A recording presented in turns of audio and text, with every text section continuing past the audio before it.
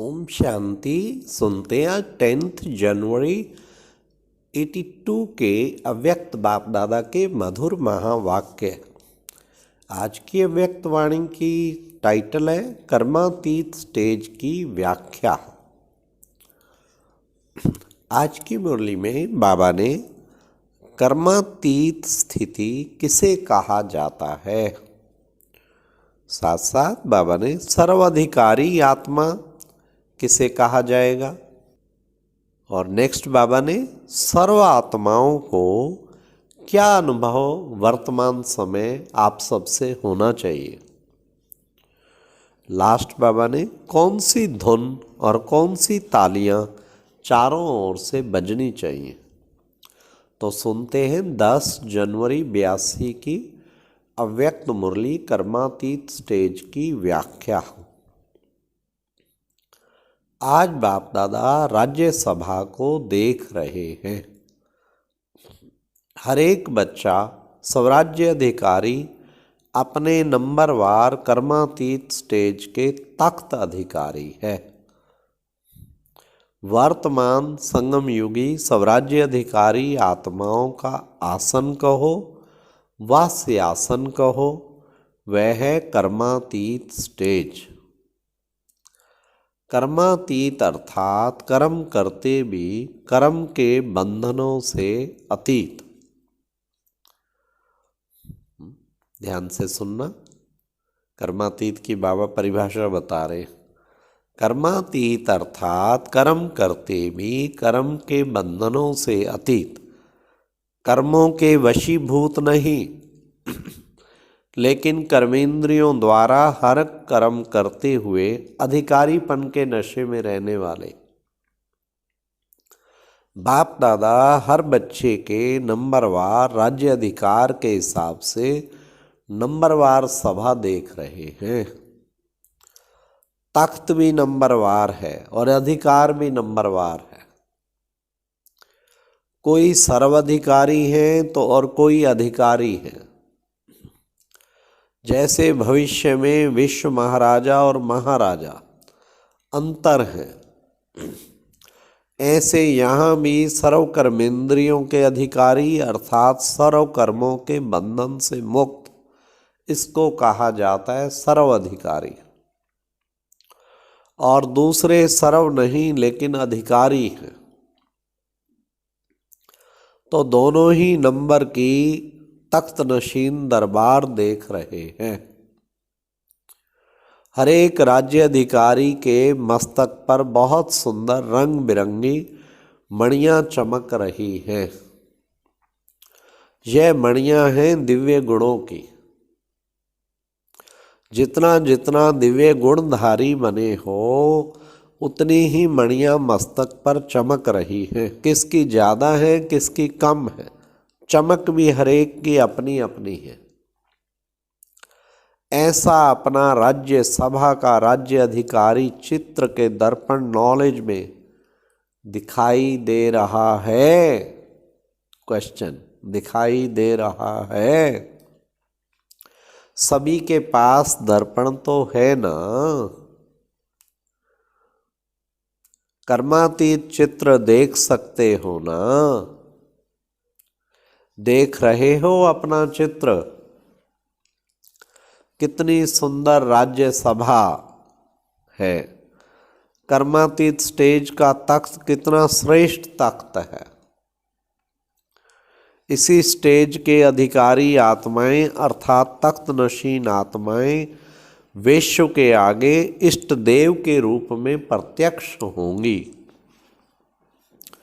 स्वराज्य अधिकारी सभा अर्थात इष्ट देव सभा।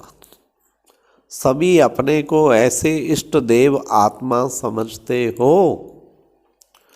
ऐसे परम पवित्र सर्वप्रति रहमदिल, सर्वप्रति मास्टर वरदाता, सर्वप्रति मास्टर रूहानी स्नेह सागर, सर्वप्रति शुभ भावनाओं के सागर, ऐसे पूज्य इष्ट देव आत्मा हो। सभी ब्राह्मण आत्माओं में नंबरवार यह सब संस्कार समाये हुए हैं। लेकिन इमर्ज रूप में अभी तक कम है। अभी इस इष्ट देव आत्मा के संस्कार इमर्ज करो। वर्णन करने के साथ स्मृति स्वरूप सो समर्थ स्वरूप बन स्टेज पर आओ। इस वर्ष में अब बड़े ध्यान से सुनना कि क्या अनुभव कराना है आत्माओं को। सुनिए, इस वर्ष में सर्व आत्माएं यही अनुभव करें कि जिन्हें हम ढूंढते हैं, जिन आत्माओं को हम चाहते हैं, जिन श्रेष्ठ आत्माओं से हम कुछ चाहना रखते थे, वही श्रेष्ठ आत्माएं यही हैं। सबके मुख सेवा मन से यही आवाज निकले कि यह वही हैं, वही हैं, यही हैं। ऐसे अनुभव करे, बस इन्हों से मिले तो समझो बाप से मिले। जो कुछ मिला है इन्हों द्वारा ही मिला है। वही मास्टर हैं, गाइड हैं, एंजल हैं, मैसेंजर हैं। बस यही है और वही है। यह धुन सबके अंदर लग जाए। इन्हीं दो शब्दों की धुन हो, यही है और वही है। मिल गए यह खुशी की तालियां बजाएं। ऐसे अनुभव कराओ। क्या जोरदार बाबा ने धुन, यही है, ये वही है जिनको ढूंढते थे, और खुशी की तालियां बजे। ऐसी अनुभूति कराने के लिए विशेष अष्ट शक्ति स्वरूप, अलंकारी शक्ति स्वरूप चाहिए। लेकिन शक्ति स्वरूप भी माँ के स्वरूप में चाहिए। आजकल सिर्फ शक्ति स्वरूप से भी संतुष्ट नहीं होंगे, लेकिन शक्ति माँ जो प्रेम और पालना देकर हर बात के बच्चे को खुशी के झूले में झुलाए, तब बाप के वर्षे के अधिकारी बन सके। बाप से मिलाने के योग्य बनाने में आप निमित्त शक्ति के रूप में ऐसा पवित्र प्रेम और अपनी प्राप्तियों द्वारा श्रेष्ठ पालना दो। योग्य बनाओ अर्थात योगी बनाओ। मास्टर रचयिता बनना तो सबको आता है। अलपकाल प्राप्ति कराने वाले नामधारी जो महान आत्माएं हैं, वे भी रचना तो बहुत रच लेते हैं, प्रेम भी देते हैं, लेकिन पालना नहीं दे सकते।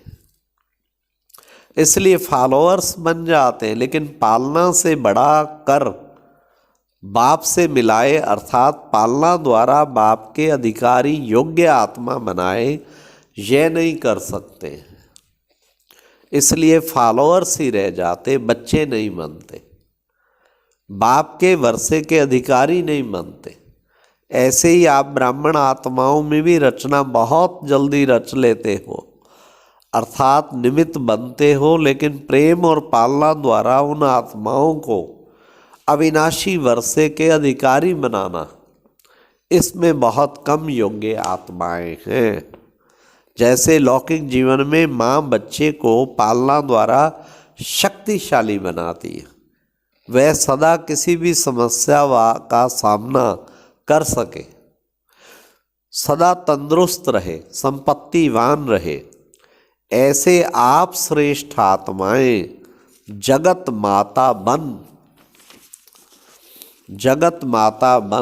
एक दो आत्माओं की माँ नहीं, जगत माँ, बेहद की माँ बन। मन से ऐसा शक्तिशाली बनाओ जो सदा आत्माएं अपने को विघ्न विनाशक शक्ति संपन्न, हेल्दी और वेल्दी अनुभव करें।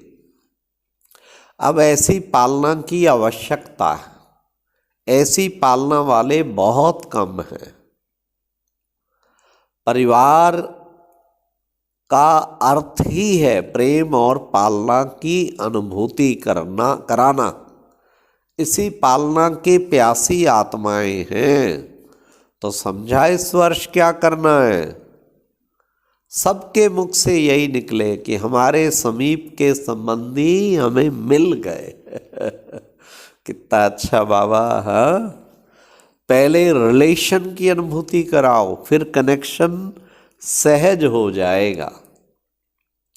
हमारे हमको मिल गए, ऐसी लहर चारों ओर फैल जाए, तब मुख से निकलेगा जिन्हें पाना था वह पा लिया। माँ भी बच्चे को बाप का परिचय स्वयं ही देती है। माँ ही बच्चे को बाप से मिलाती है। अपने तक नहीं बनाना है, लेकिन बाप से कनेक्शन जोड़ने योग्य बनाना है। सिर्फ मामा कहते रहे ऐसे छोटे बच्चे नहीं बनाना। मामा कहते रहे, सिर्फ मामा कहते रहे ऐसे छोटे बच्चे नहीं बनाना, लेकिन बाबा बाबा सिखाना, वर्षे के अधिकारी बनाना।